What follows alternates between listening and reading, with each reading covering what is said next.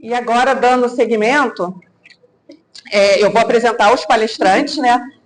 A doutora Melissa, advogada, pós-graduada em Direito Médico e Penal.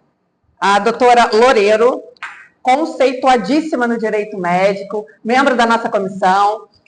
Apresentar o doutor Felipe, especialista em administração pública, assessor da Diretoria de Administração e Finanças do DETRAN e superintendente de apoio logístico do Governo do Rio de Janeiro. É ex, gente, mas quem é ex nunca deixa de ser, né? Está sempre no coraçãozinho de todo mundo. O doutor Hugo Carvalho, mestre em administração pública, assessor-chefe de planejamento e orçamento do DETRAN RJ e ex-subsecretário de logística do governo do RJ. Acertei? Muito, muito obrigada, né?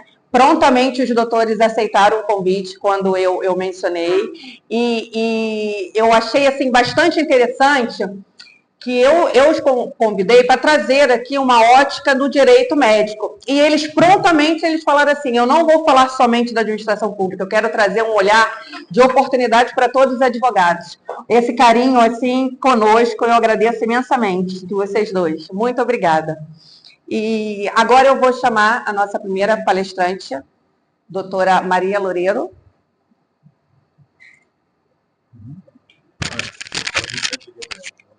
Já entregou? Peço permissão à mesa para que eu fale de pé, ali mais próximo ao público. Loureiro.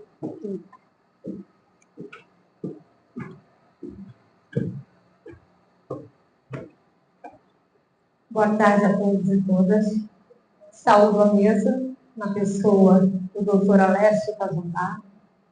Muito obrigada, queridos e nobres colegas, pela oportunidade. Muito obrigada, minha presidenta, a doutora Carla Santos, também por essa oportunidade.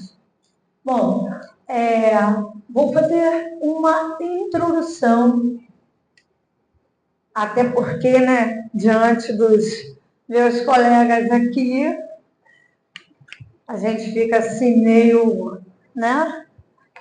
Vamos lá. Nós vamos falar sobre a saúde na Constituição Federal. Partindo-se da premissa que não há um ordenamento jurídico perfeito, nós temos a Carta Cidadã promulgada em 1988 no Brasil.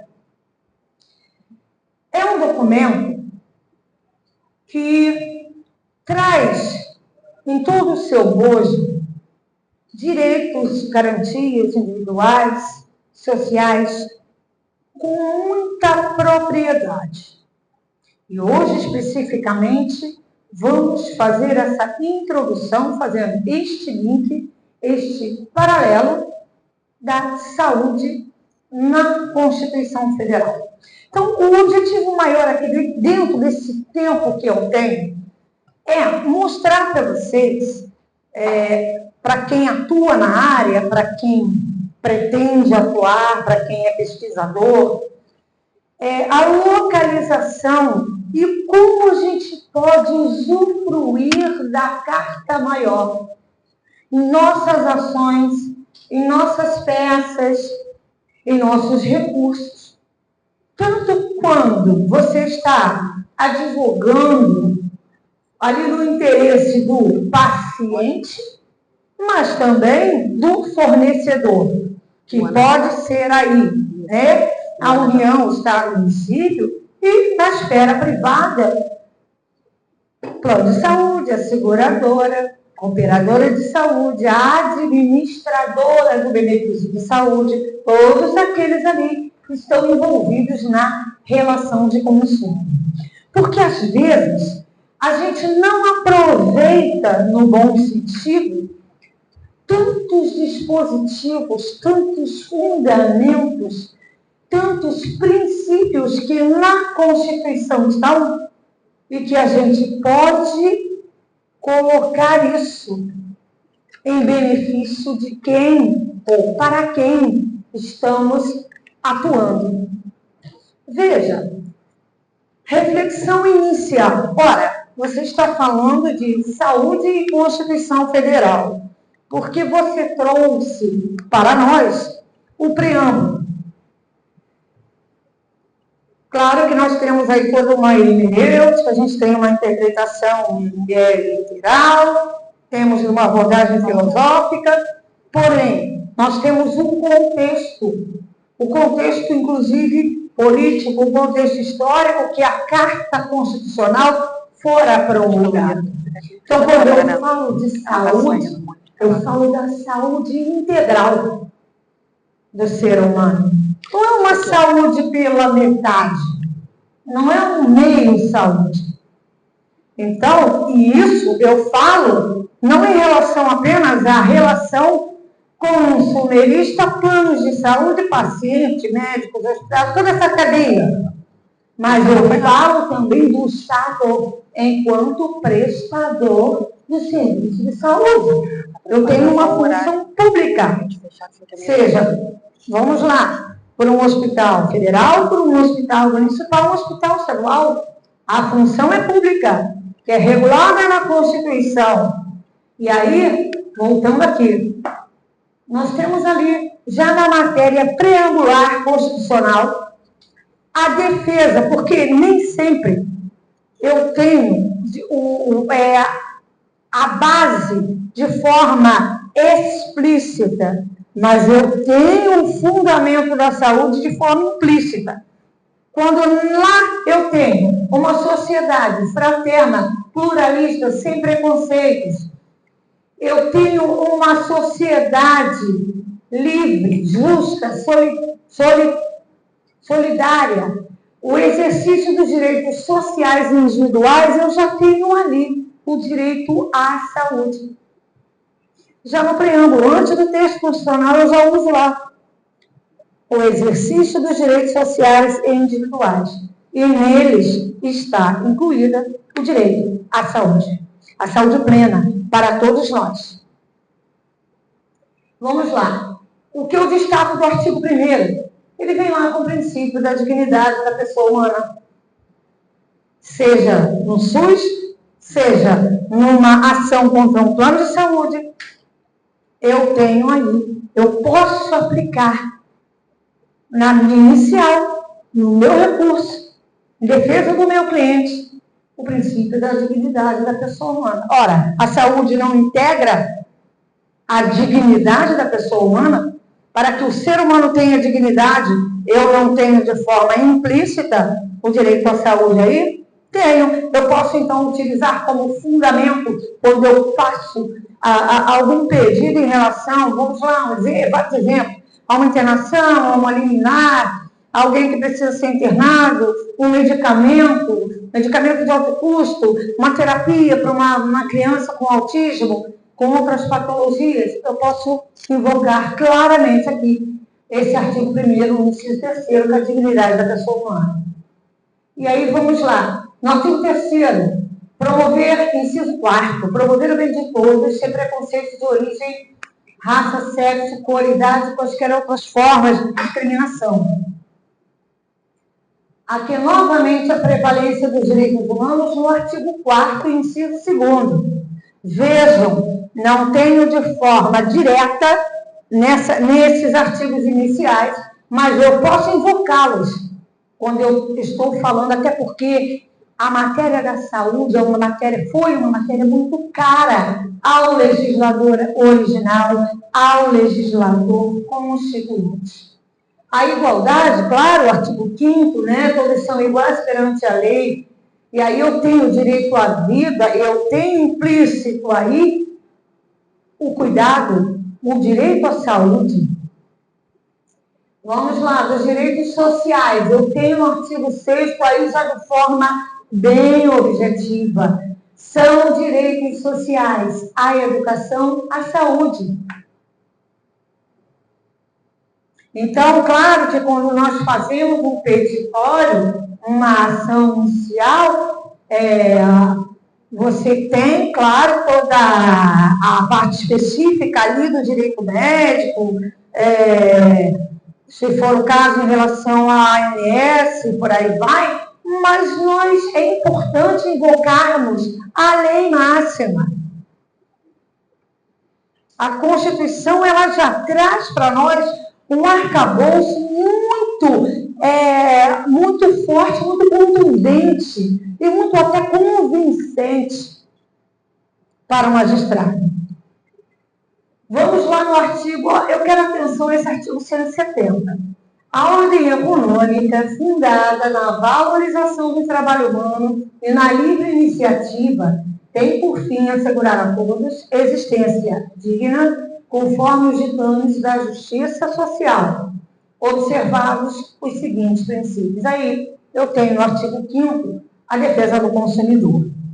Bom, veja, eu não tenho ali em nenhum momento a palavra direito à saúde, mas o Estado, né, a União, o município, quando ele está lá na gestão, os meus colegas vão falar sobre essa questão administrativa, eles estão na gestão, eles ali estão atuando como fornecedores de serviços, porque é uma função pública, né? Cada hospital, cada UPA, enfim, eles têm essa função que é delegada, é uma função pública, e eles atuam ali na qualidade de fornecedores dos serviços e dos produtos, dos insumos, dos medicamentos, tudo que se utiliza ali. Então, é claro que eu posso aplicar ali, quando eu estou falando de saúde pública, quando eu estou falando de SUS.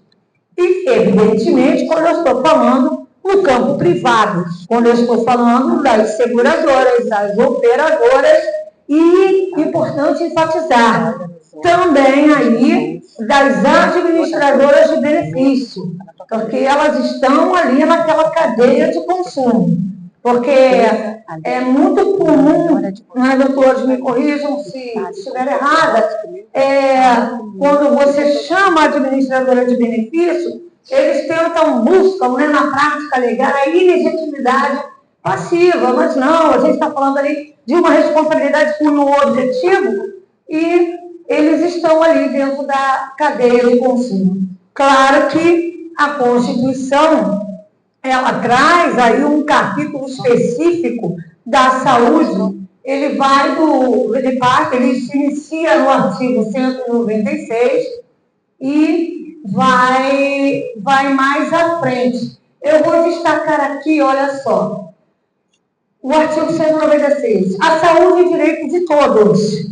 E aí vem aquela questão que eu falei, que não é uma saúde pela metade, é uma saúde plena. Então, eu quando falo saúde plena, eu tenho o quê? A pessoa está com suspeita a mulher está com suspeita de câncer de mama. Eu tenho aquele prazo para o diagnóstico, eu tenho aquele prazo legal para iniciar o tratamento. Estou falando de saúde integral. Então, a saúde é um direito de todos e dever do Estado, garantido mediante políticas sociais e econômicas que visem a redução do risco de doença. Então, é justamente a questão do diagnóstico, da demora do diagnóstico, que pode ser lesivo ao ponto de causar um dano de difícil reparação ou mesmo irreparável. Então, continuando, e de outros agravos, e ao acesso universal e igualitário a todos. As ações e serviços para a sua promoção, proteção e recuperação. Bom, nós temos todo esse repertório legislativo que vem do 196 em diante, tá? Aí eu destaco mais um artigo, olha. Artigo 199 da Constituição. A assistência à saúde é livre à iniciativa privada. Tá? Então, reparemos que a Constituição, ela trata com rigor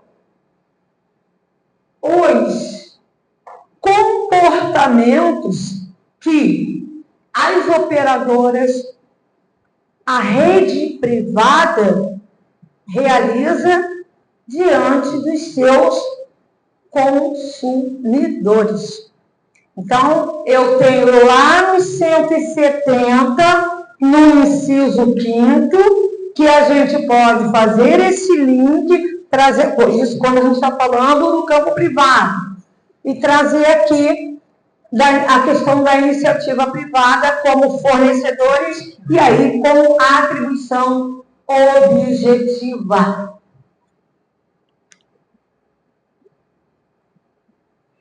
Para mudar a realidade social, indispensável é o conhecimento em ação. Gente, muito obrigada. Aqui tem os meus contatos. E espero vocês numa próxima oportunidade. E não esqueçam, você está fazendo uma petição, um recurso, uma peça, onde eu tenha como foco esse direito à saúde, o direito hospitalar, o direito médico. Tenta linkar, faça aquela análise minuciosa da Constituição, mas não se limitem ao capítulo da saúde, tá?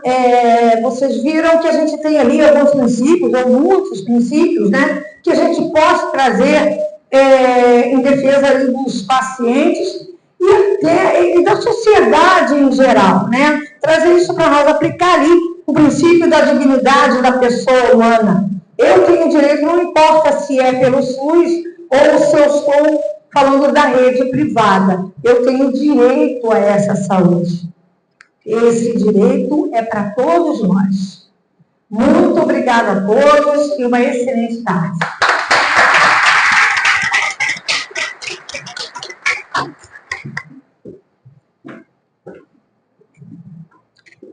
Obrigada, Loureiro. Eu queria aqui agradecer a presença do Sans Clube, que em parceria conosco veio aqui contribuir e trazer essas delícias aqui para gente. Todos vocês podem passar ali depois, conversar com a Sandra. Depois a Sandra tem um brindezinho para gente, né, Sandra? Vai sortear?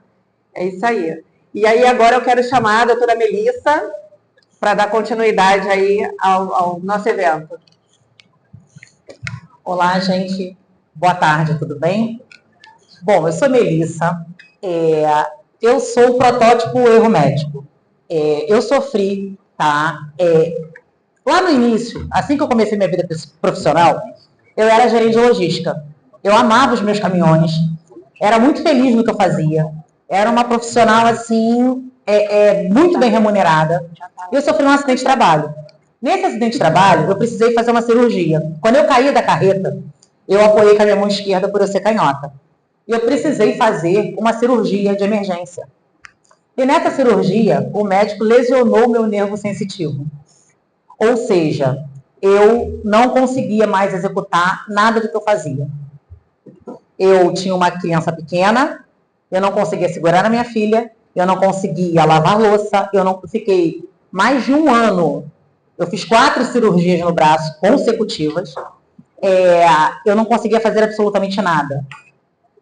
Até o momento que eu conheci o meu marido, meu segundo marido, que numa ida a São Paulo nós pensamos, nossa, eu tenho que fazer uma outra coisa, eu não posso me deprimir, eu não posso pegar esse problema que eu tenho e entrar numa depressão. O que eu vou fazer? Eu estava indo para uma outra cidade com um problema sério, permanente, uma lesão, uma sequela definitiva, não tinha mais o que ser feito, eu nasci perfeita e fiquei com essa deficiência, fiquei com esse problema. Então, o que eu pensei? Tá?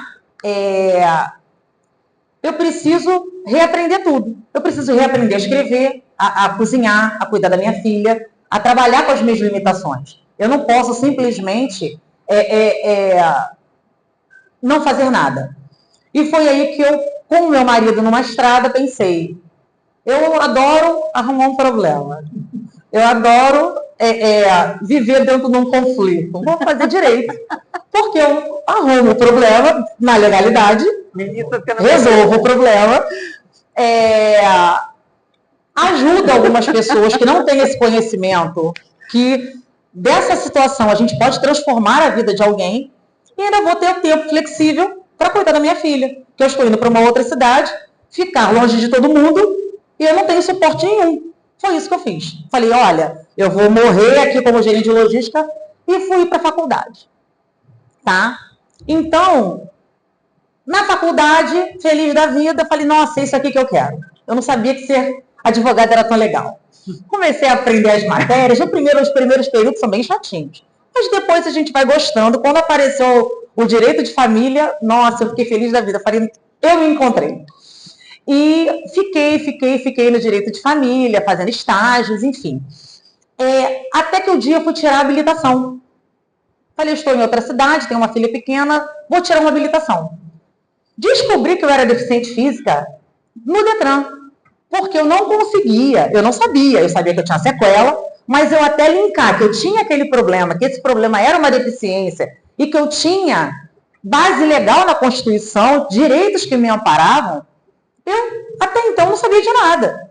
O rapaz, o instrutor falou, você não consegue dirigir esse carro, porque o seu braço, você não tem a mobilidade que a gente precisa para você segurar o volante, ter firmeza suficiente para você passar a marcha. Seu processo vai ter que retroceder, você vai ter que voltar para o zero para você tirar a sua habilitação como deficiente física. Voltei tudo de novo, dei entrada como deficiente física, fiz prova num carro adaptado, porque eu só posso dirigir carro automático, porque o meu braço esquerdo, eu sou canhota, eu não consigo segurar o braço com uma mão e passar porque meu braço cai, a minha mão não tem firmeza, eu não consigo escrever por muito tempo, eu não consigo trabalhar digitando muito tempo, eu tenho muitas limitações. E nisso, eu falei, então já que eu tô com esse problema, estou na faculdade, vou dar entrada como deficiente física para comprar um carro zero. E assim eu fiz. Foi aí que eu fui descobrindo esse problema, foi aí que eu me interessei no direito médico, foi aí que eu me interessei no nicho da advocacia, tá? Juntei a parte penal com a parte médica e hoje eu estou me especializando no direito penal médico, para defender não só os pacientes, né, que sofrem esse erro médico, mas para defender também os próprios médicos. Tem muitos que agem realmente com negligência, imperícia e imprudência, mas tem outros que não. É caso do acaso. E esses profissionais também precisam de defesa.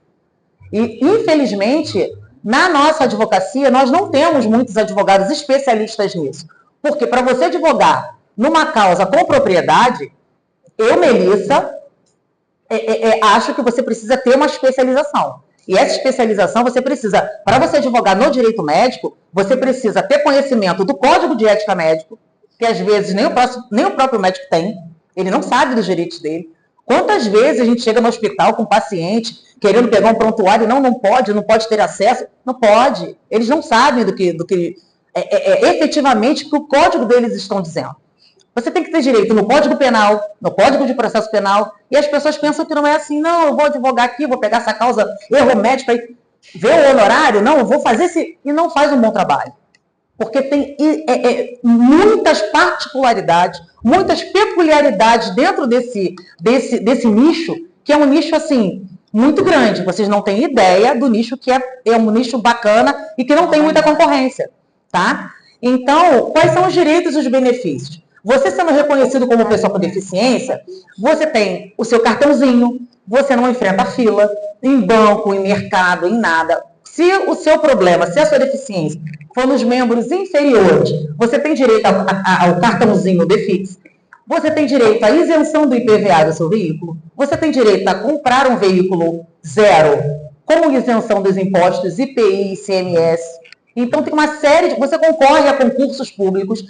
Quero trabalhar no escritório. Se o escritório tiver com vaga, com cota, você entra em cota, você pode fazer parte daquela cota, você pode fazer concursos com aquela cota.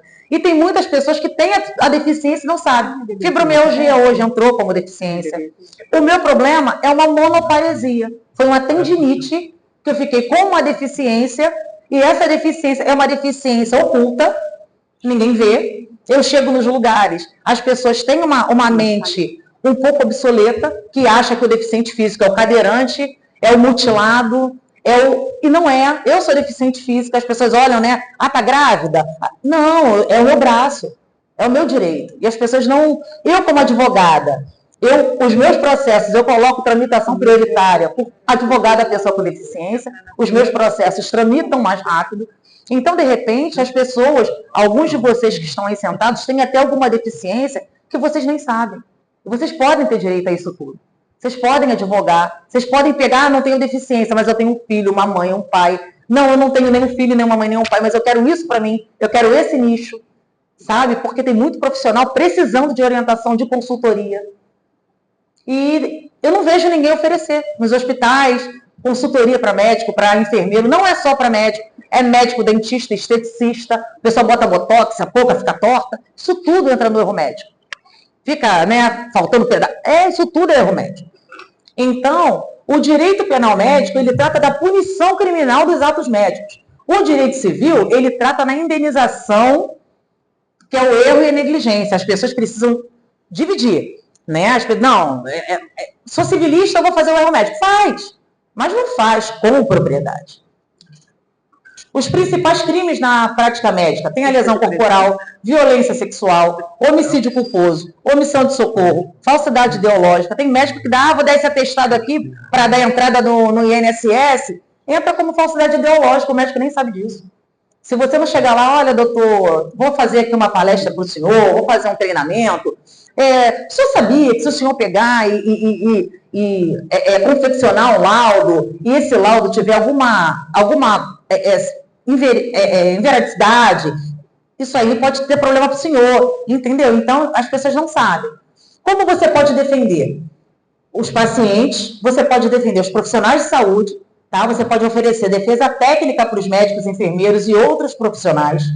Ou seja, você pode trabalhar na medida preventiva. Você pode chegar nos hospitais, nas clínicas e oferecer a sua assistência jurídica de forma preventiva, para que se evite que o hospital, que a clínica, que o médico, que o esteticista, que o dentista, que o fisioterapeuta, ele entre num tribunal, possa responder no CRM, porque antes dele chegar lá na delegacia, às vezes o CRM está chamando o profissional para se explicar. Ele vai lá sem o advogado? Às vezes ele nem sabe. Ele nem sabe. Então, quando a gente atua no direito médico, a gente tem uma área técnica especializada, tem carência de advogado especializado nesse nicho, que é um nicho específico do direito, é um subnicho do direito do consumidor, tá? Porque envolve também o direito do consumidor com as relações consumeristas, tá? Tem conflitos éticos legais que os médicos não... O pessoal, por si só, da área de saúde, eles não dominam.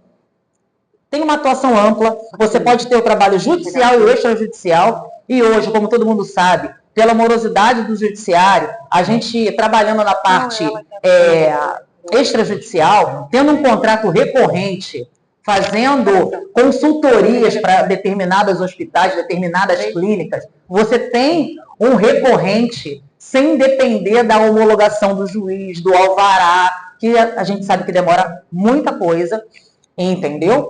E você tem um potencial financeiro, que os honorários não são ruins. Se você pegar para definir um médico, entra na tabela da OAB, na parte criminal, vai lá ver quanto é uma sustentação oral. Eu estou falando de 49 mil.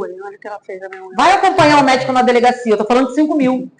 Para você ir à delegacia, fazer um acompanhamento. Você pode cobrar de um médico que ele vai ter para te pagar, porque ele não quer perder o CRM dele, um enfermeiro, um odontologista, ele vai te pagar. São 5 mil para você ir lá acompanhar. Vou acompanhar no inquérito. Mais um dinheirinho. E nisso você vai fazendo os seus honorários. Então, é um campo bem... Acho que acabou. É um campo bem legal. Então, gente, qual é o recado que eu quero deixar para vocês? Independente do que aconteça na vida de vocês, todo mundo está passível de qualquer coisa. E pegue o que aconteça e transforme, como eu fiz com a minha deficiência. Eu transformei a minha deficiência em algo benéfico para mim. Eu poderia ter me deprimido, eu poderia ter surtado, eu poderia ter Mas não, eu converti o problema que eu tinha, a minha lesão, o meu erro médico, e coloquei eu coloquei a meu favor. Eu peguei tudo que eu podia, estudei, porque ainda mais quando é pra gente, quando a gente advoga, tem gente que não gosta de advogar em causa própria porque não consegue, eu gosto. Porque eu peguei aquilo tudo, aquela ira, não, eu vou fazer, eu vou ser a melhor, eu vou convencer, eu vou chegar lá pro juiz, eu vou falar, não, excelência, e a gente precisa fazer isso. Eu tirei como propósito de vida. E hoje eu trabalho dando assistência a menores infratores que têm deficiência física nos presídios, trabalho com público de baixa renda, trabalho com médicos, trabalho tanto na área criminal, quanto na área penal, na área médica, médico-penal. Então, eu juntei tudo como pessoa com deficiência, porque as pessoas são muito vulneráveis, as pessoas não têm conhecimento. Então, gente, eu quero deixar um abraço a vocês, agradecer a todo mundo pela presença, tá? Agradecer a doutora Alessia, agradecer a doutora Carla, a doutora Maria Loureiro, nossos convidados. Muito obrigada por tudo, gente.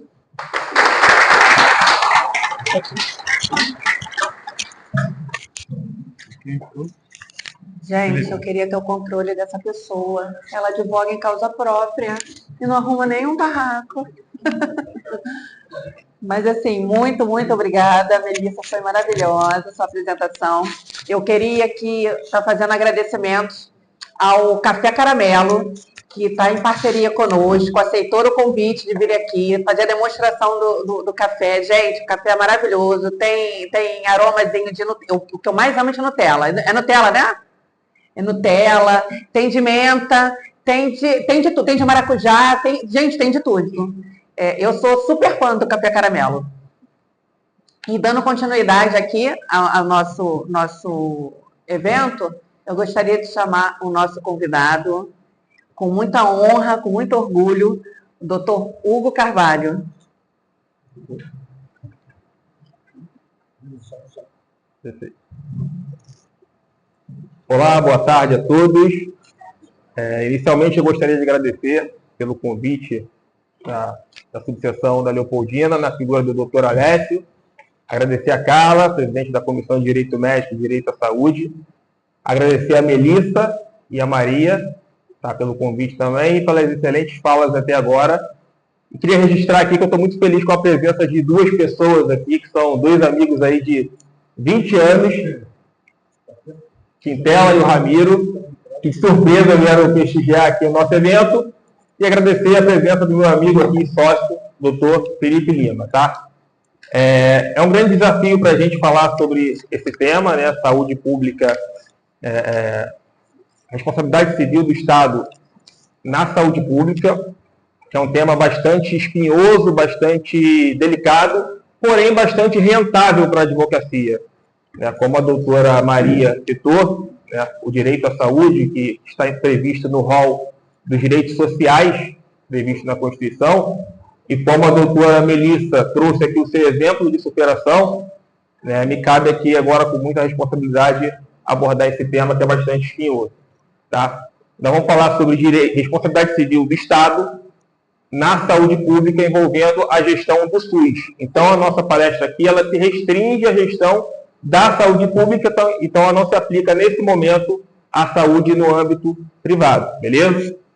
Passando aqui. Pessoal, primeiro é uma problemática, né? Com o advento da tecnologia, com direito ao acesso à informação, redes sociais, a cada dia que passa nós temos uma gama de informações saltando aos nossos olhos todos os dias, o que faz crescer as demandas judiciais em relação a todos os assuntos que envolvem o poder público. E com o Estado, com a saúde pública, não poderia ser diferente. O judiciário cada vez mais tem sido acionado para lidar com questões de saúde pública, e isso pode ser interpretado como uma oportunidade ou como um problema. Resolver as omissões estatais, resolver as questões que envolvem erros médicos, falhas de gestão no âmbito do Sistema Único de Saúde. Tá? Então, questões como fornecimento de medicamentos, falta de leitos de UTI, negligência médica estão entre as principais demandas, tá, trazidas ao Poder Judiciário. Dominar essa área oferece oportunidades reais para atuação profissional. Alguém aqui já atuou com direito dentro da saúde pública, defendendo um cliente na saúde pública? Medicamento? Já pediu medicamento? Você achou que é difícil lidar com o poder público? No polo passivo da demanda? É difícil, né? O poder público tem algumas prerrogativas, quando nós ganhamos, muitas das vezes, esse valor para a gente receber, né, quando é valor pecuniário, precatório, tem todas aquelas questões que envolvem o poder público, mas, tendo uma boa estratégia jurídico-processual, você consegue se livrar dessas amarras que envolvem a gestão com o poder público, ok? E aí, em seguida, né, nós temos aqui a responsabilidade civil. Primeiro ponto, nós precisamos diferenciar a responsabilidade civil da penal, trazida pela nossa professora Melissa, da responsabilidade administrativa, tá? O Estado, quando ele causa um dano a alguém, tá? Ele responde de maneira objetiva, baseada lá no artigo 37, parágrafo 6º da Constituição. E essa responsabilidade civil, ela não se confunde com a responsabilidade penal do médico e a responsabilidade administrativa do médico, ok? A responsabilidade civil, ela é de cunho patrimonial. Então, o artigo 196 da Constituição, ele diz o seguinte, ó, a saúde é um direito de todos e é um dever do Estado. Tá? Então, deve ser prestada de maneira indiscriminada pela administração pública. Isso implica num dever jurídico, né, do Estado positivo, e quando o Estado não cumpre esse seu dever, ele se vê diante de uma possibilidade de responsabilização.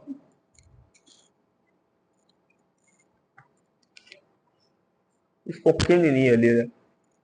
Então, assim, nós precisamos entender inicialmente o conceito de SUS, né? Sistema Único de Saúde.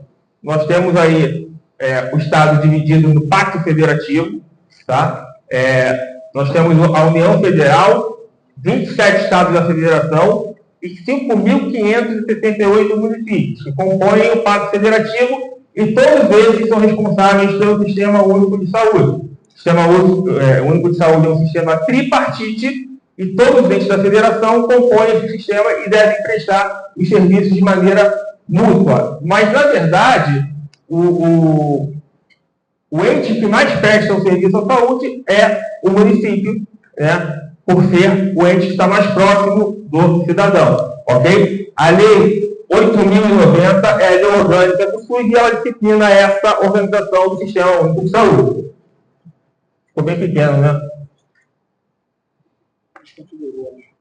Então, o artigo 37 ele diz o seguinte, parágrafo 6º, as pessoas jurídicas de direito público e as pessoas jurídicas de direito privado prestadoras do serviço público responderão pelos danos que semelhantemente causarem nessa qualidade a terceiros, assegurando o direito de regresso contra o responsável, nos casos de dolo ou culpa. A responsabilidade do Estado ela é objetiva porque ela independe do dolo ou da culpa. Eu não preciso provar na ação judicial a existência de dolo ou culpa, existindo a conduta, o dano e o nexo causal entre a conduta e o dano, o Estado já está diante de uma possibilidade de ressarcir um prejuízo causado ao particular. E aí nós temos... Você tem como resolver essa questão do slide, não?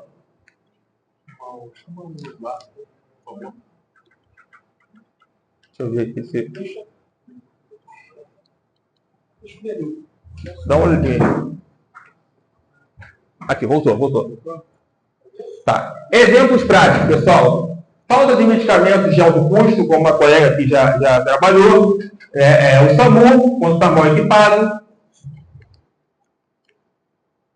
E aí nós temos aqui conduta estatal.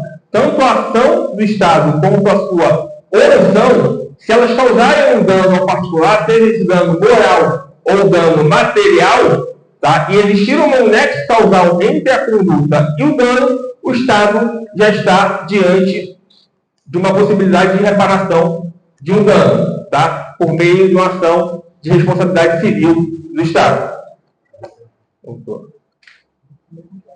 Quando nós temos uma omissão estatal, né, o Estado deixa de fazer alguma coisa por negligência, imperícia ou imprudência, nós estamos diante de uma responsabilidade subjetiva, ou seja, eu preciso comprovar a existência de dolo ou culpa na ação estatal, ok?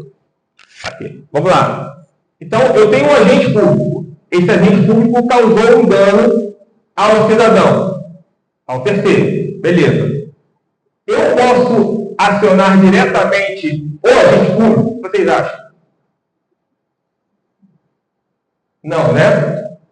A responsabilidade do Estado, ela é objetiva e eu não posso acionar diretamente o agente público porque o STF entende pela teoria da dupla garantia. O que é a teoria da dupla garantia? O Estado, ele responde objetivamente, tá? Então, o cidadão, ele tem direito de acionar o Estado e o médico, o agente público, ele tem direito de só ser acionado pelo Estado.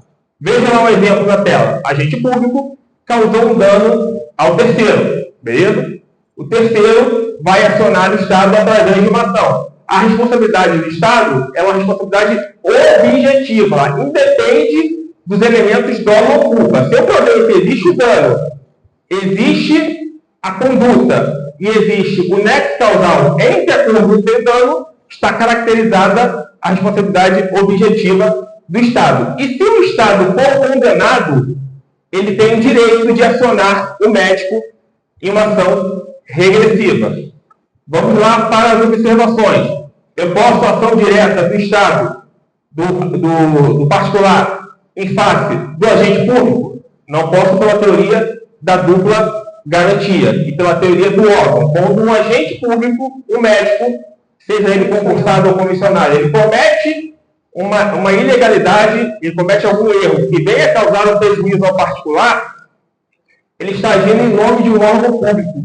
E por isso nós estamos falando da teoria do órgão. Tá? Essa conduta estatal está sendo personificada no médico, mas quem está agindo, na verdade, é o órgão público.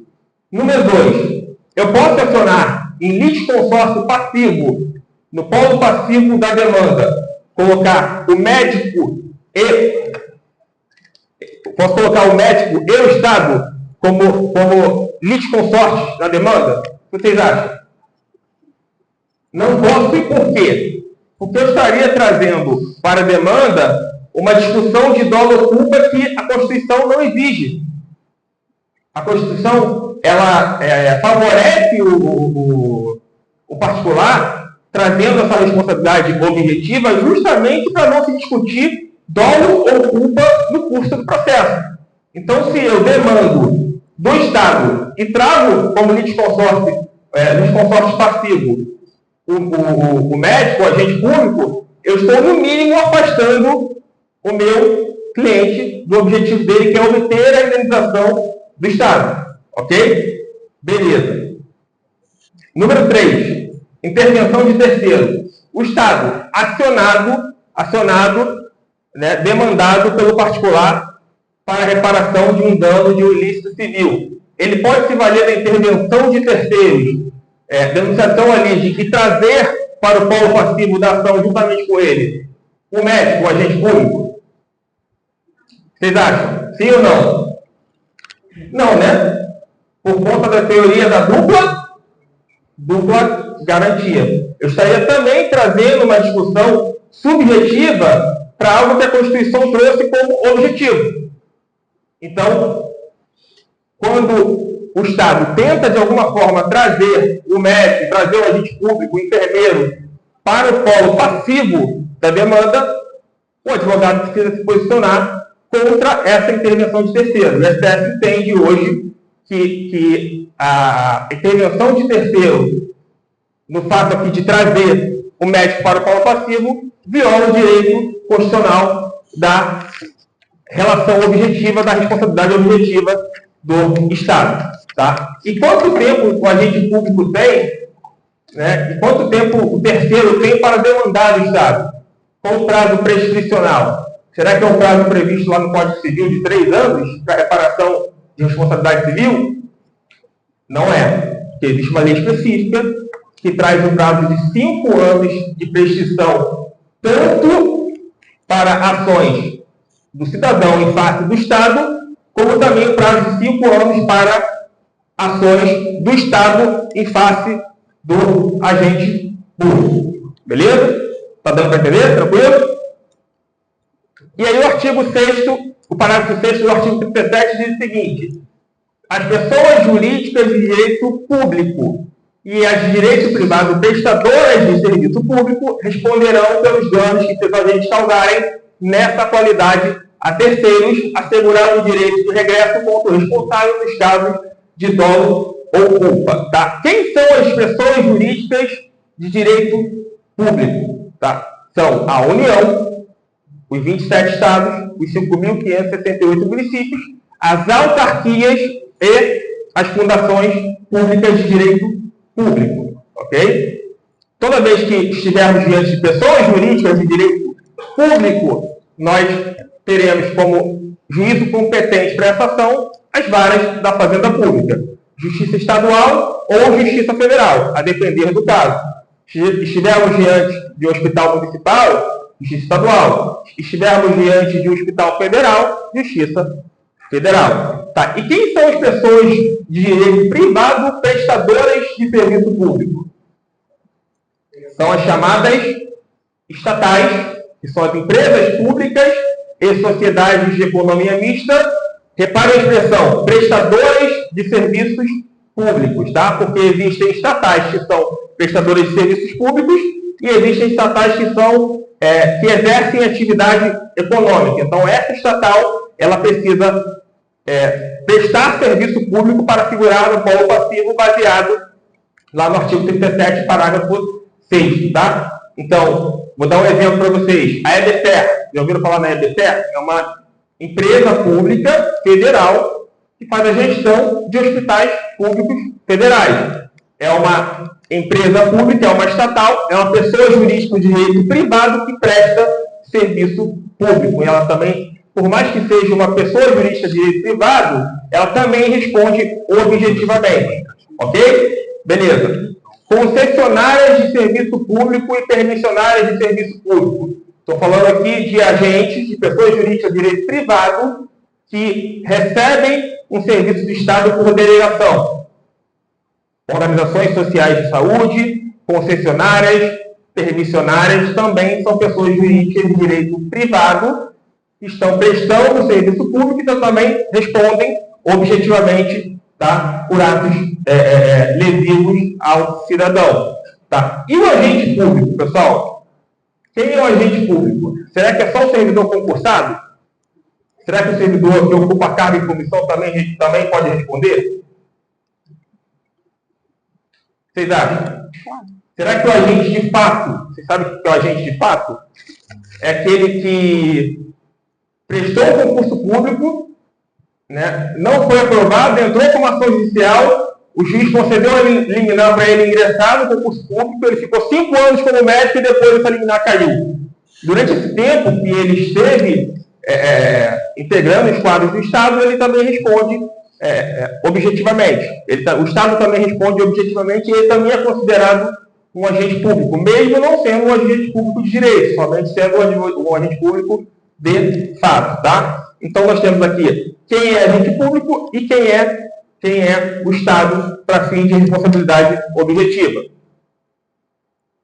E aí, alguns pontos de atenção. A doutora falou sobre a incidência do CDC. Por que nós não aplicamos o CDC na relação de responsabilidade civil do Estado em face a particulares? Será que quando o Estado presta um serviço particular, nós temos uma relação de consumo?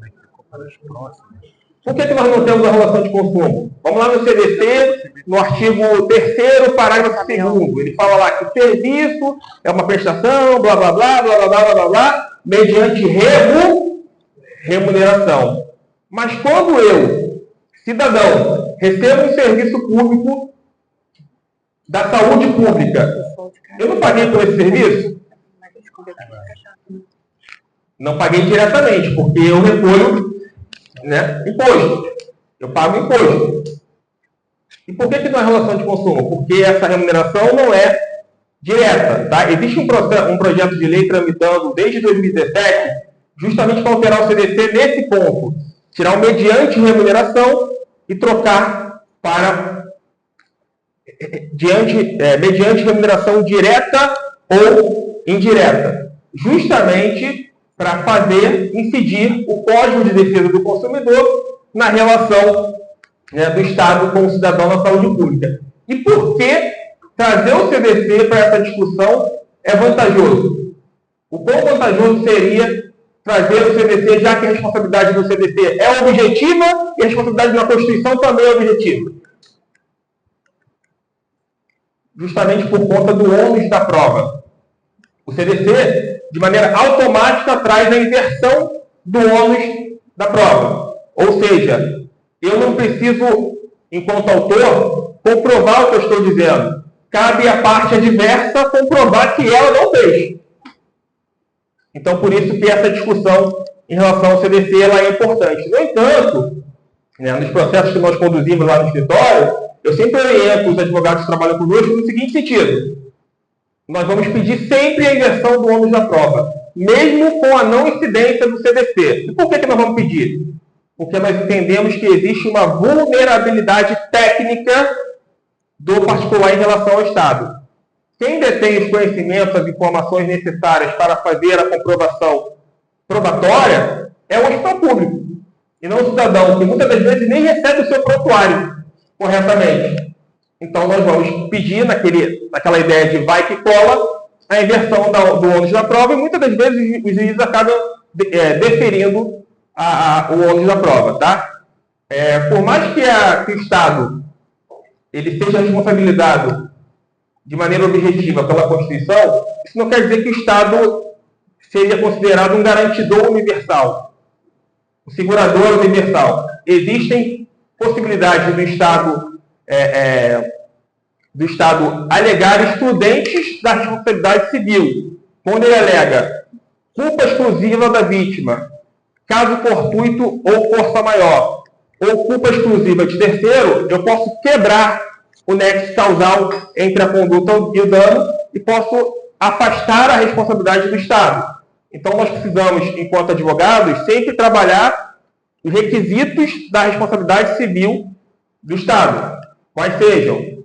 Mostrar que existe a conduta, mostrar que existe o dano, um dano concreto, a mera probabilidade de um dano não é dano, né? E que existe um nexo de causalidade entre a conduta e o dano. E já trabalhar também a inexistência de excludentes de responsabilidade. A inexistência de culpa exclusiva da vítima, a inexistência de caso fortuito ou força maior, e a inexistência de culpa exclusiva de terceiro. Para nós não darmos sequer chance da advocacia pública. Do lado de lá, nós estaremos diante de procuradores, né? No município, procuradores municipais, no Estado, procuradores do Estado, e lá na AGU, né, os procuradores da Advocacia Geral da União. Então, essa discussão que envolve o CDC é super relevante, e eu sempre recomendo a gente pedir a inversão do ônus da prova baseado na vulnerabilidade técnica.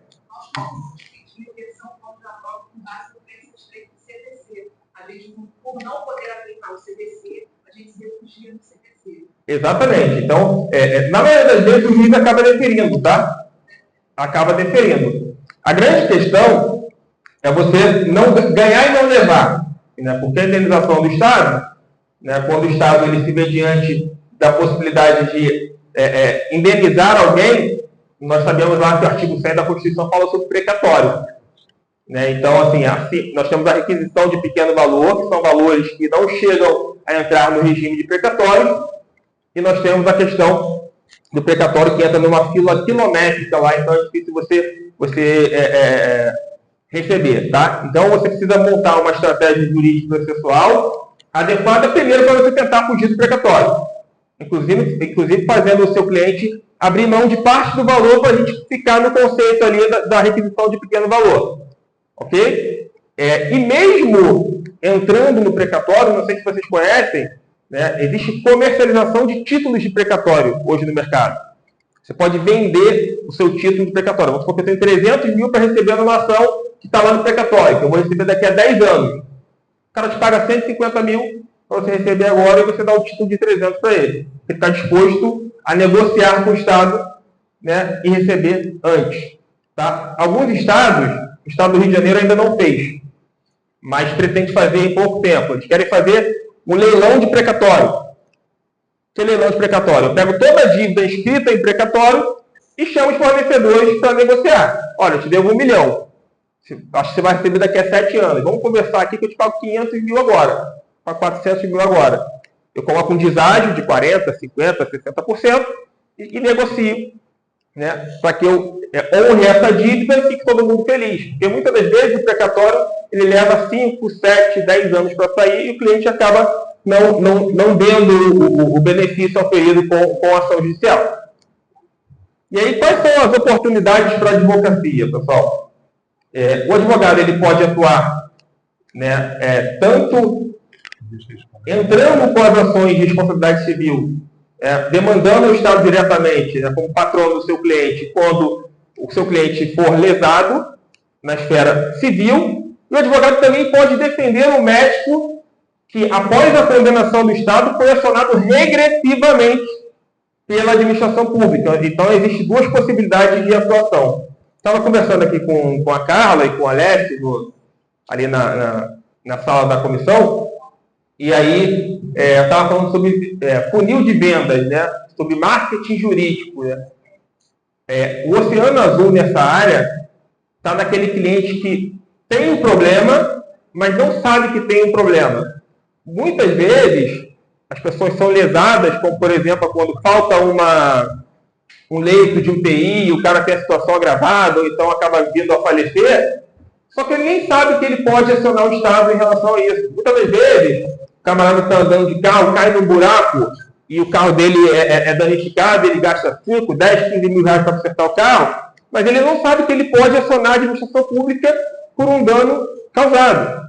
Né? Então, quando você se posiciona na internet, se posiciona nas redes sociais, né, mostrando ao cliente que ele tem um problema que nem ele sabe que ele tem, é aí quando aparecem os clientes, né, e você consegue nadar nesse oceano azul. Existem escritórios que só trabalham com esse tipo de demanda, responsabilidade civil do Estado na saúde pública ou então em outros assuntos, que é um tema de direito administrativo e também um tema de direito médico. Acaba ficando nesse meio campo como um tema multidisciplinar. Então você pode atuar com ações indenizatórias, por erro ou omissão, ações de obrigação de fazer, né, medicamentos, como a nossa colega aqui já atuou, defesas de médicos que respondem a ações regressivas, né, que são colocadas em parte, demandadas pelo Estado contra esse médico, e consultoria para hospitais e organizações sociais, OS, organizações sociais que fazem gestão de hospitais públicos. O Estado do Rio de Janeiro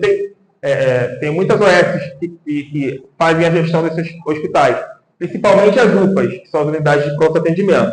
Tá? E a participação em conselhos de saúde, né, e comissões da OAB, como essa que nós estamos aqui participando hoje e disseminando conhecimento.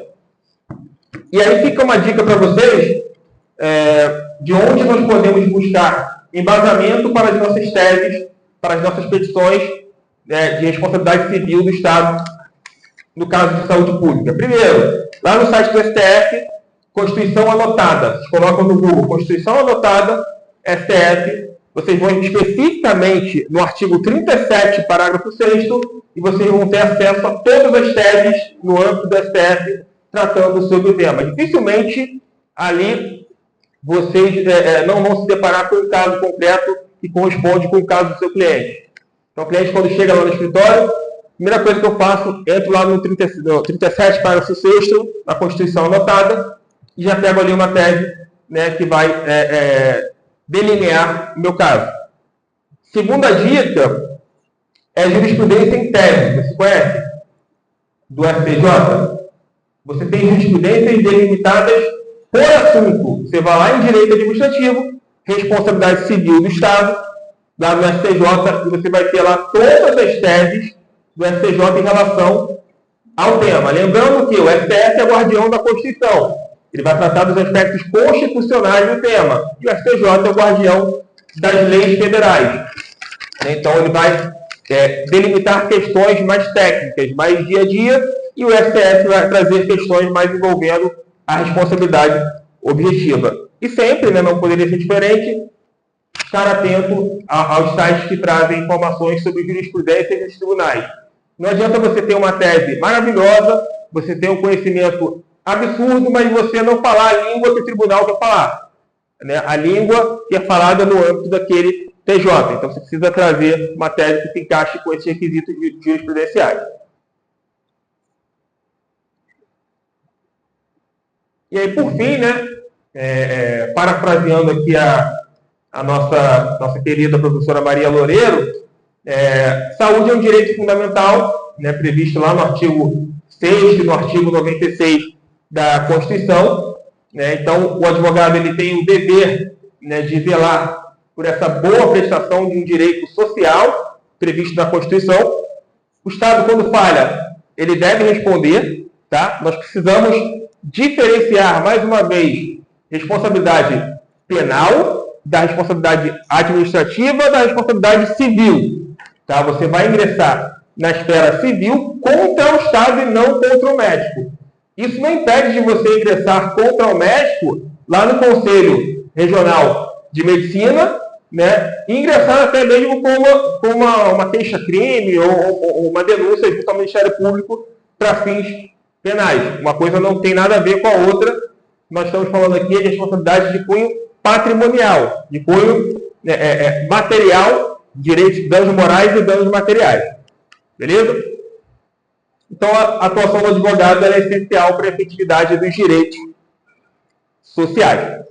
Tá, eu vou passar agora a palavra aqui para o nosso professor Felipe Lima. Ele vai trazer uma parte mais específica do tema, vai abordar o que os tribunais vêm entendendo em relação ao tema, né, para que vocês possam verificar que tudo isso aqui que foi falado é algo que realmente vem sendo trazido no dia a dia dos tribunais, sobretudo o STF e o STJ. Muito obrigado, pessoal. Agradeço mais uma vez a oportunidade.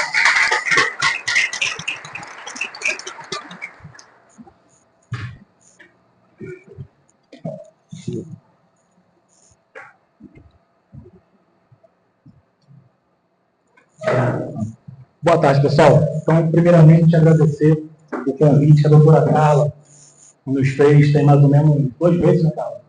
E prontamente, né, eu e o meu sócio e vice-presidente da Comissão de Direito Administrativo lá de Caxias, nós aceitamos abordar esse tema, muito importante para a nossa profissão, né, e que nos dá também, né, honorários, como a doutora Melissa, desculpa, bem falou, né? Então, eu fiquei com a incumbência de trazer mais na prática, né, o que os tribunais eles estão julgando. Né? Então, a jurisprudência que nós podemos utilizar nas nossas petições, né, nesse oceano azul que o doutor Hugo falou, né, é que eu vou abordar um pouco aqui. Mas isso, né, o que acontece? Né, foi muito bem falado aqui, que existe a responsabilidade objetiva e a responsabilidade subjetiva. Né? A responsabilidade objetiva é entre o Estado e o seu cliente. Né? Então, quando a pessoa lá, como a doutora, teve o problema dela, né, na ação dela existiu uma responsabilidade objetiva. E entre o Estado que quando o município aqui, eu sou de Caxias, né? Mas no município aqui do Rio nós temos aqui o Salgado Filho, por exemplo. Né? O médico, né, que atuou com negligência, imperícia ou imprudência, né, contra a pessoa, né, contra o nosso cliente, né, vai existir ali uma responsabilidade subjetiva. Né? Então o Estado ele pode entrar com uma ação regressiva. Tá? Então, nas ações regressivas, tem que existir a existência de a indenização prévia. Então, para o Estado entrar contra o médico, né, que causou o dolo ou a culpa, né, contra a pessoa, já tem que ter existido uma indenização. Tá? Tem que existir a culpa ou o dolo do médico, né, e o nexo causal. Então, tem que ter uma relação de causa e efeito, né, da profissão do médico com aquela situação que fez com que a pessoa tivesse algum problema. Então, aqui eu trago um exemplo, por exemplo, né, do STJ, um julgado do STJ, né, que fala sobre, nos termos da jurisprudência do STJ, a pretensão de regresso da administração, né, de qualquer ente, Estado, município ou União, contra o agente público no caso, né, pode ser no caso médico, pressupõe que tenha efetuado previamente o pagamento da indenização ao terceiro prejudicado. O terceiro prejudicado é a pessoa que teve aquela problemática de saúde, a fim de que possa configurar o interesse de agir e a legitimidade da ação regressiva.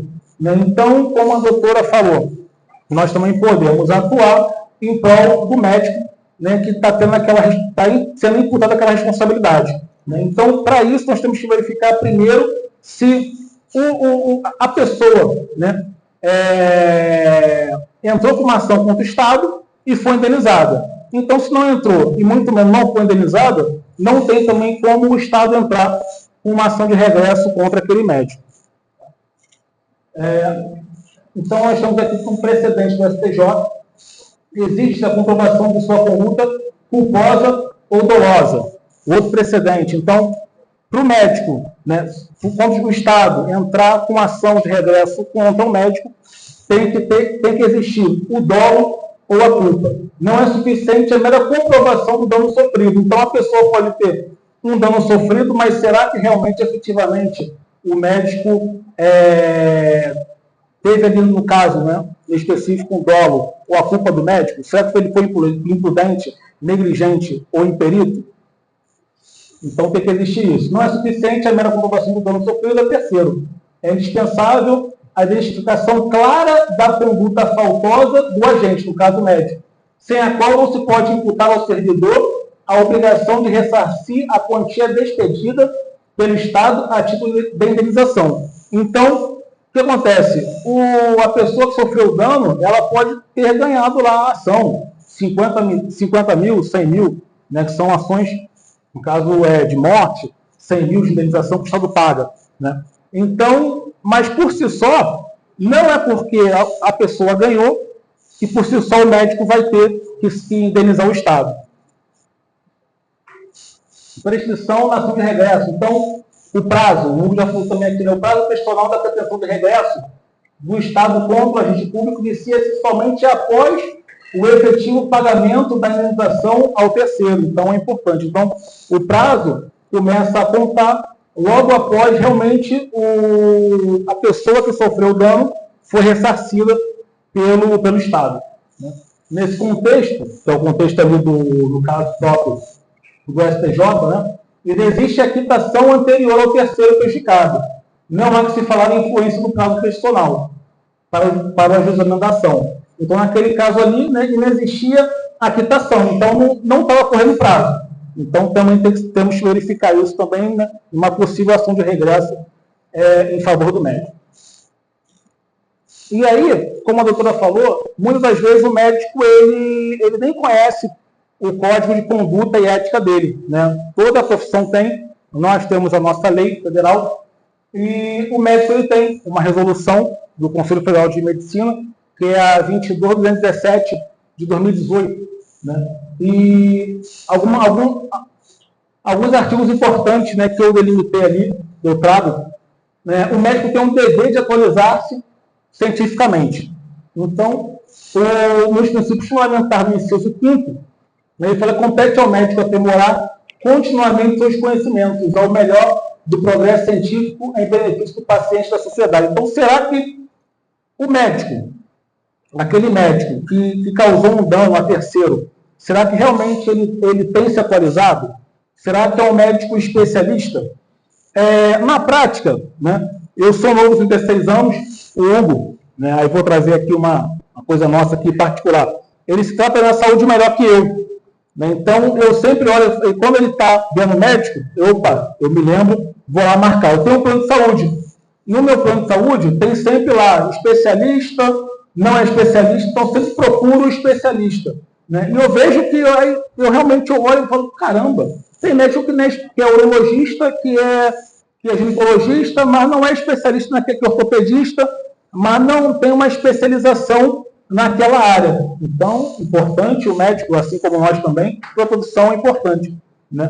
Mas isso é um fato a ser levantado. Então, será que o dano que ele causou foi por falta de conhecimento do nosso cliente? Às vezes não. Aí a gente traz alguns autos, né, na comprovação de um mestrado, de doutorado, de especialização, de congresso. Às vezes eu tomo remédio para pressão alta, e aí minha cardiologista, todo mês ela está no congresso. Ela é professora da UFRJ, então todo mês ela está. Então, se ela em algum dia me procurar, Felipe, estou com um processo de regresso, vou trazer nos autos os inúmeros congressos que ela já participou.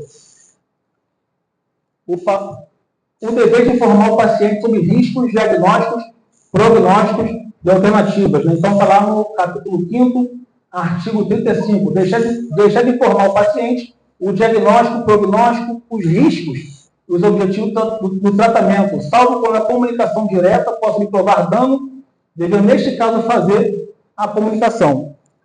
Um exemplo prático também, eu lembro, a minha mãe, graças a Deus, ela em 2012, ela teve câncer.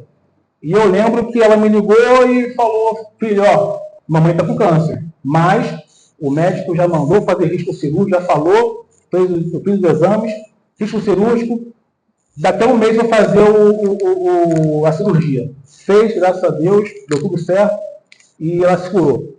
Né? Mas ele prontamente trouxe o diagnóstico, né, e avisou, informou, isso foi importante. Né? Se deixasse o tempo passar, não sei o que seria. Né? Então, às vezes, o médico, falar a verdade, o médico hoje em dia, às vezes, são um pouco relapsos. Né? E eles esquecem, né, não sabem, na verdade. Né? Então, eles têm que avisar a pessoa. Respeito à dignidade humana. Então, isso até a doutora Maria, né, trouxe, falou sobre a Constituição. Então, isso aqui, a medicina é a produção de serviço de saúde, o médico deve zelar o trabalho pelo respeito do desempenho ético da medicina, o médico exercerá sua profissão com autonomia, não sendo obrigado a prestar serviços que contrariem os ditames de sua consciência. Respeito à autonomia do paciente. Então, é vedado, proibido ao médico deixar de garantir ao paciente o exercício do direito de decidir livremente sobre sua pessoa, o bem-estar, bem como exercer sua autoridade para limitá-lo. Então, ele tem que responder à vontade do paciente. Se o paciente não quiser ser tratado por aquela anomalia, por aquela doença, aí é com a pessoa. Né? Mas o médico fez o papel dele. Então, isso também tem que ser verificado. Né? Porque será que depois a pessoa ela entra com processo, né, contra o Estado, e aí depois o Estado vai fazer uma ação de regresso, e será que nos autos lá não foi identificado que o médico tinha avisado, tinha orientado, né, por escrito, por testemunhas, e a pessoa simplesmente falou, doutor, eu não quero me tratar, eu estou bem assim, e depois ela inventou de entrar com uma ação, e por acaso ganhou. Você sabe que o nosso judiciário, o juiz às vezes, né, não verificam 100% dos autos. E aí calhou, deu a sorte, ganhou. Não tinha o direito, mas foi lá e ganhou. E aí o Estado, o procurador do Estado, né, inclusive a gente conhece até, abrir um parênteses aqui, se me permite, doutora, no dia 25 de junho, nós vamos lá na OAB de Caxias, nós vamos ter uma palestra sobre advocacia 5.0 dentro da advocacia administrativista. E quem vai dar essa palestra vai ser um procurador do Estado, doutor Barbalho, nosso amigo. Né? Então, ele é um advogado público. Ele trabalha em prol do Estado do Rio de Janeiro. Então, ele perdeu a ação. Papou mosca, não sei. Né? E aí, pode acontecer. Acontece com a gente. Não vai acontecer com o procurador, só que ele é concursado, né, doutor? Então, quer dizer, nós temos que verificar os autos. Né? Então, o médico não foi responsabilizado na ação de regresso. Faltar atuação no melhor interesse da saúde e do paciente. Princípios fundamentais. O médico guardará absoluto respeito pelo ser humano e atuará sempre ao seu benefício. E da responsabilidade profissional é vedado ao médico proibido causar dano ao paciente por ação ou omissão. Então, pode ser e aí entra, né? A imperícia, a imprudência ou a negligência, que são fatos que vão ser levados aos autos no caso da responsabilidade objetiva do Estado. E aí é que eu trago exemplos, né, de falhas na gestão, né, existe no mercado particular e no público, né, ausência de profissionais, falta de insumos, como a doutora já entrou com ação para requisitando medicamentos, né, equipamentos quebrados, demora excessiva no atendimento e na realização de exames. Né? Então, isso aqui, é o que o doutor já bem falou, né, o mar azul que nós temos aí de possíveis demandas que nós podemos, né, realizar em prol dos nossos clientes, contra o Estado. E aí, casos práticos, eu trouxe com uma jurisprudência, um óbito de mãe e esposa dos autores. Né? Então, eles, aplicando a teoria da responsabilidade objetiva da administração pública, que é o artigo 37, parágrafo 6º, a demora excessiva na realização de exames que é necessárias para a investigação da patologia do familiar, dos autores, e que, caso realizados a tempo, poderiam ter evitado o lamentável desfecho. Então, o lamentável desfecho, a gente já sabe aqui que, infelizmente, foi o falecimento da mãe dos autores. Então, os autores entraram no processo, aqui no TJ do Rio, é um julgado de 2023, bem atual. Né? Então, como a doutora falou, a sentença foi em 100 mil.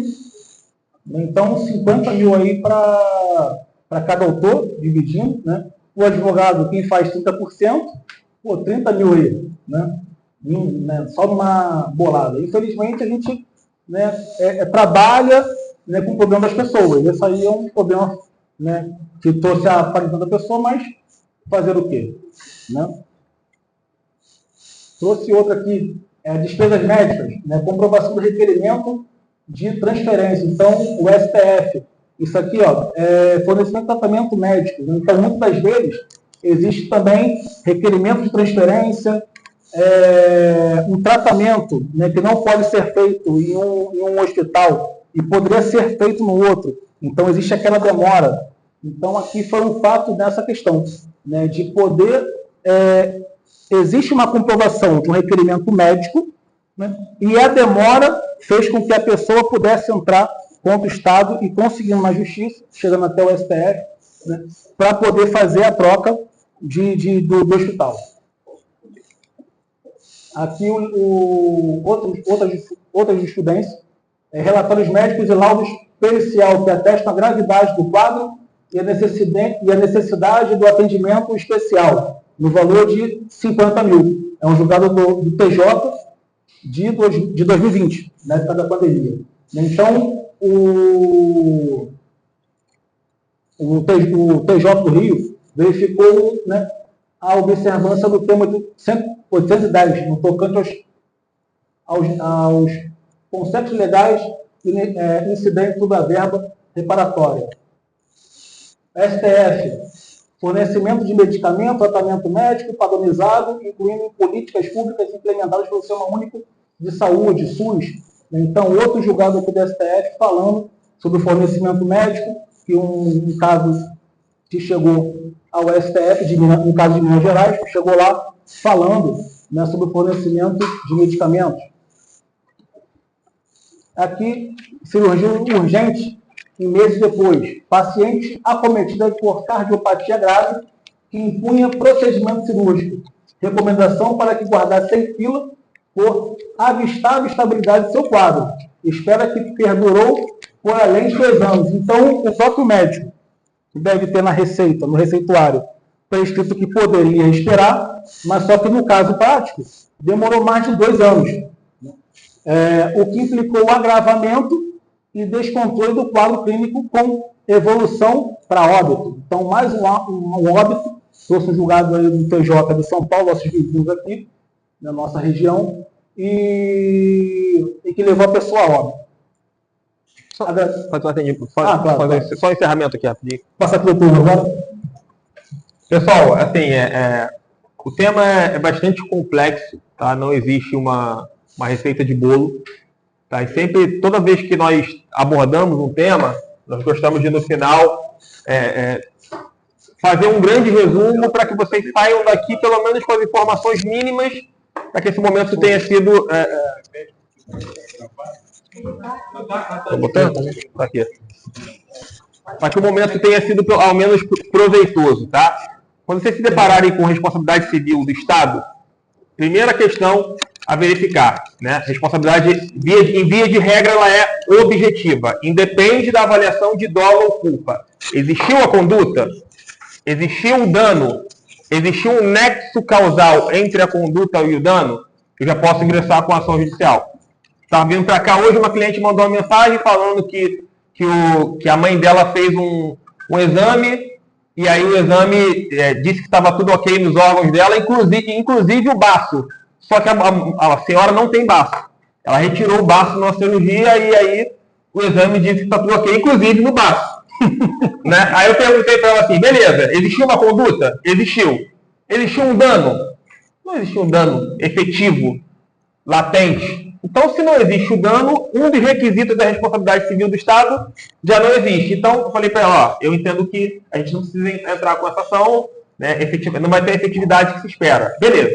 Conduta, dano, nexo causal. Tá? Segundo, competência. Quem é o juízo competente para ingressar com essa ação? Estamos falando de uma pessoa jurídica de direito público ou uma pessoa jurídica de direito privado que presta serviço público? Se a resposta for sim, ok, se enquadra no conceito 37, parágrafo 6. Se a resposta for negativa, não. A gente não tem esse enquadramento, tá? Terceiro, pessoal, grande erro dos advogados. Não traga o médico, se estivermos falando de responsabilidade civil, não traga o médico para a lide. Demande somente do Estado. Porque senão você está trazendo uma discussão de dolo ou culpa que não é requisito para o deferimento do seu pedido. E se o poder público trouxer a intervenção de terceiro e chamar a denunciação à lide desse médico, você tem que rechaçar isso lá por meio de petição. Fala assim, teoria da dupla garantia. Não posso trazer uma discussão de dolo ou culpa que a Constituição não prevê. Ela me dá o direito de acionar a responsabilidade objetiva e dá o direito ao médico de só ser acionado pelo Estado, tá? Por fim, Código de Defesa do Consumidor é aplicável? Não é. Não coloque na sua petição a aplicabilidade do Código de Defesa do Consumidor. No entanto, você pode se valer da inversão do ônus da prova, dizendo o seguinte, olha, existe uma vulnerabilidade técnica do meu cliente para com o Estado. Quem detém todo o conhecimento para fazer a instrução probatória do processo é quem? É o hospital ou é o cidadão? Então, se existe essa vulnerabilidade técnica, inclusive com a questão aplicando o CDC, você vai pedir ao juiz a inversão do ônus da prova e muitas das vezes o juiz vai deferir. Ok? Tá? Prescrição, prazo prescricional, 5 anos. Tem mais de 5 anos, já está prescrito. Exceto condutas que figuram como improbidade administrativa. Tá? Reparação de dano oriunda da lei de improbidade administrativa, essas são imprescritíveis. Não confundam uma coisa com a outra. Tá? Eu acho que é isso. Assim, as questões mais relevantes em relação à responsabilização, né? Tem a questão do precatório também. Se puder, fuja do precatório. Se não puder fugir do precatório, tenta negociar ali para ver se você consegue fazer uma venda de precatório, ou então até participar de um leilão de precatório, para que você ganhe e leve, né? Para evitar de você ganhar e não levar, tá? Existem indenizações aí de cunho milionário em relação a esse tema, principalmente quando envolve óbito e doenças limitantes, tá? E eu acho que é um tema que, se o advogado se posicionar com autoridade, né, nas redes sociais, falando sobre o tema e pegando aquele topo do funil lá, aqueles clientes que eles têm um problema, mas eles não sabem que tem um problema, eu acho que é uma forma de vocês conseguirem, de fato, lograr êxito nesse tipo de assunto. Ok? Muito obrigado, pessoal. Eu vou encerrar aqui, né, pedido do doutor Alessio, nosso vice-presidente. Então, quero agradecer, deixar registrado aqui que eu fico muito feliz eu, meu amigo aqui, meu sócio, o Carvalho, né, e agradecer o convite da doutora, falar que em 2017 eu peguei a carteira na beira seccional, em 2018, não sei se eu já tinha um ano ou menos de um ano, eu estava sentado aqui, né, eu lembro que ouvindo uma palestra de direito do consumidor, e era jovem advogado. Eu não sou jovem advogado, né, porque eu não tenho nem 10 anos ainda, né, mas eu estou feliz, tá, me senti animado, lisonjeado pelo convite da doutora, né, e satisfeito, né, em poder um dia estar ali e agora estar aqui. Né. E também outra coisa, muito importante, o diálogo de comissões distintas. Né. Eu estou como presidente da Comissão de Direito Administrativo de Caxias, como meu vice-presidente, e em julho nós vamos fazer uma palestra em sintonia, em consonância lá com a Comissão de Mediação e Arbitragem, presidida pela presidente Cecília, doutora Cecília, lá de Caxias. Né. Então, eu trouxe a ideia para ela, né, de trazer a mediação que a União, nós estamos convidando uma procuradora da União, doutora Flávia, e ela vai trazer, né, a mediação que a União tem feito, por exemplo, em processos que nós temos, né, nós como advogados, temos contra o INSS e ela lá do lado realmente do INSS, como procuradora. Tá? Então, é isso. Tá? Então, é importante aqui, né, a Comissão de Direito Médico, né, e nós aqui, representando a Comissão de Direito Administrativo, agradeço de coração e agradeço imensamente aos colegas. Tá?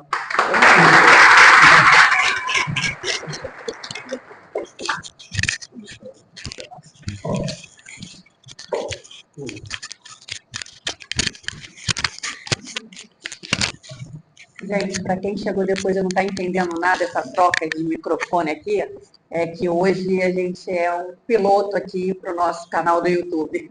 Aí é necessário esse microfone pequenininho. Eu quero agradecer, né, a essa palestra magnífica pelos dois convidados, o doutor Hugo, o doutor Felipe, agradecer o convite, dizer que a contribuição, o compartilhamento de conhecimento de vocês foi muito grandioso para todos nós, um direcionamento, reforçar aqui o convite feito pelo Dr. Alessio para o retorno de vocês à casa. Em breve, a comissão aqui, a nossa equipe, vai estar se organizando e entrando em contato com vocês.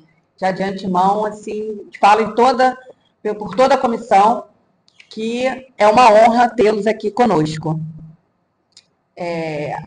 Quero aqui também agradecer a Cacá Company, que está aqui no nosso evento, fazendo a cobertura. O doutor Hugo, né, mencionou o marketing jurídico. Aqui nós temos uma empresa aqui de marketing jurídico, captação de imagem, edição de vídeo. E muito, muito, muito, muito obrigada aí por esse trabalho que você vai fornecer aí para a subseção. Mais uma vez agradecer a Café Caramelo, Sans Clube. Quero convidar aqui a dona Sandra para poder estar fazendo sorteio a todos. Mateuzinho? Mateuzinho, o livro para a gente poder fazer o sorteio?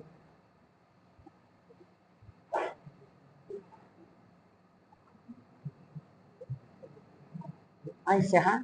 Não, continua. Só isso eu falei. Só encerrou ali, para não ficar muito grande. Pode encerrar? Sim. Pode encerrar? Tá. Eu vou só falar as palavras aqui para poder encerrar o pessoal do canal do YouTube. Passa para mim depois. Quero agradecer, né, a toda a equipe da subseção Leopoldina, na pessoa aqui do Eduardo, agradecer também toda a comissão, doutora Melissa, minha vice-presidente, doutora Luana, com o excelente trabalho que ela faz de organização aqui para todos, nossa secretária, doutora Maria Loureiro, membra, doutor Matheus, excelente organizador, nosso coordenador de eventos, doutora Daniele, muito obrigada. Esqueci de alguém? Não, né? Doutora Paloma, doutora Paloma, me perdoa, que está aqui com o coraçãozinho aqui conectado. Aos parceiros, mais uma vez, Café Caramelo, Sans Clube, Cacá Company, uma honra tê-los todos vocês aqui. Mais uma vez, os convidados, doutor Alessio, e aos colegas aqui presentes, doutor Leonardo, doutor Humildes, doutora Paloma, doutor Dós, muito obrigada pela sua presença, uma honra tê-lo senhor aqui. E é isso, estamos encerrando nossa palestra. Não.